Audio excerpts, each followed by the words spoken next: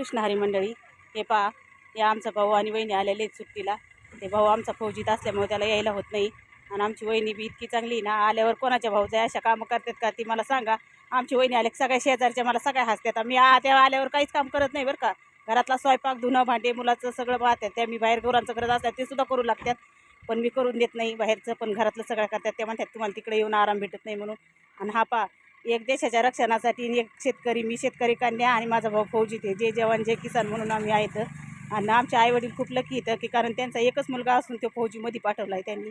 आणि आमचा भाऊ इतका समजदार आहे ना, असा भाऊ कोणालाच होणार नाही. कारण ना, भाऊ बी असा चांगला पाहिजे, भाऊजही चांगली पाहिजे, तरच माहेरची ओढ लागते माणसाला.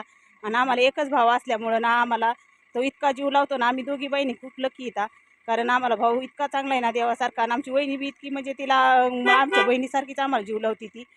तिथं गेलं बी किती का मुलांचं आमचं सगळं करतात. आणि इथं बी आल्यावर सगळं करतात. आणि हा आमचा भाऊ ते.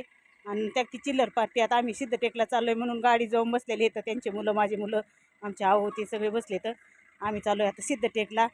आणि हे पहा,